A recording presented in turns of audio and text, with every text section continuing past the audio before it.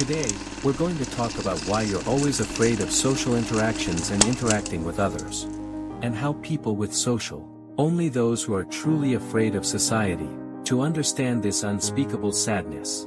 Maybe because you don't like to talk, always misunderstood by others as cold and impolite, even arrogant and defiant, but only you know.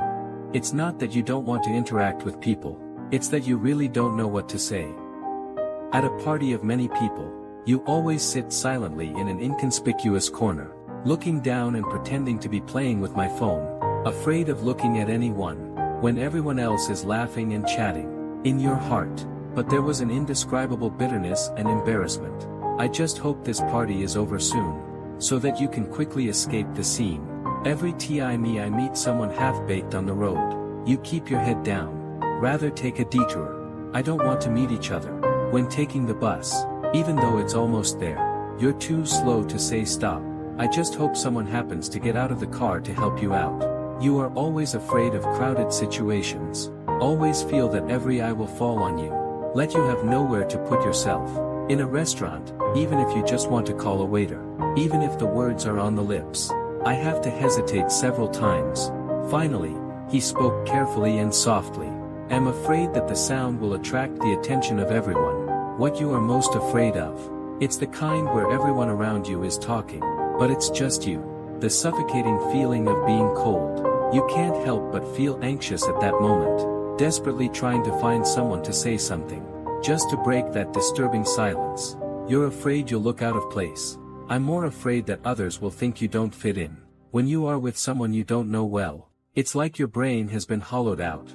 Words come to my mouth but I can't say it. But once you are around familiar people, you can chat easily again. It's like a different person. If you've ever felt the same way, remember, none of this is your fault. Your social anxiety is not a personality flaw. It's a psychological mechanism.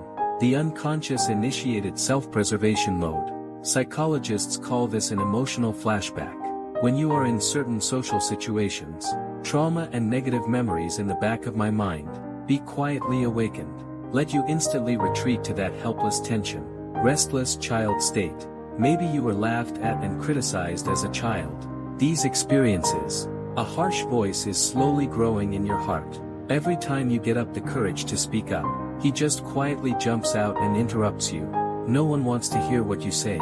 This deep-seated negative thinking about automation makes you habitually presuppose the worst possible outcome. Haven't had time to try. I quietly denied my courage first. In addition, you may also be troubled by the spotlight effect. Always feel everyone is watching their every move, but in fact everyone is more concerned about themselves. No one really notices your little movements, little embarrassments, plus your highly sensitive personality traits, so that you can always be keenly aware the emotional changes of people around you. But it is also easy to unconsciously amplify their reactions. A subtle expression from someone else, it's enough to make you feel uneasy and wonder over and over again. Over time, trap yourself in a never-ending, in self-doubt and denial. It all boils down to this. Your social fear is not because you are cowardly or not good enough. It's a flashback to self-deprecation, spotlight effect and high sensitivity characteristics. Intertwined product. None of this is your fault. You're just trying your best. Strive to protect yourself in your own way. Don't let the damage come close. Although social fear weighs on my heart like a mountain, but please believe, it's not an insurmountable barrier. You can try it in a gentle and firm way, step by step to diffuse it. The first step may be to try systematic desensitization. Take the situation that scares you. Write a list. Start with the simplest. Challenge yourself step by step. Like what? Try saying thank you to the waiter first. Then practice slowly on the bus to summon up the courage to say stop. Every little breakthrough, it will make you more confident than you were yesterday. Also let that heavy mountain, smaller in front of you. The second step is to try to practice cognitive reconstruction. When you start worrying about your performance, you might as well stop. Ask yourself, are things really going to be as bad as I think? In fact, the real situation, it's easier than what you had in mind. Look at yourself with a more gentle and objective perspective. You will gradually find out social situations that make you nervous and scared. It's not as scary as you think. You can also try to practice emotional awareness. When the fear comes back, tell yourself softly that my heart is beating fast now, feeling nervous. But that's okay, it's just my body protecting me. To embrace the emotions of the moment, rather than remorse or resistance. Then take a few deep breaths. Let your body relax a little bit. Let the heart slowly calm down. The last and most important step, it's about accepting yourself. Social anxiety is never your fault. You don't have to blame yourself for being so timid, because all along, you are very brave. I've been doing my best in silence. Gentle confrontation with inner fear.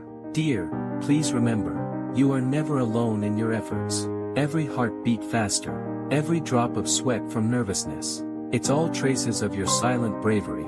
No matter how small the steps are, that's also the way to go towards the light. Wish you in the days to come. Learn to make peace with yourself. Gently hug the one who was once afraid, but I try to hold on to myself. Then with that courage, towards a free and warmer life.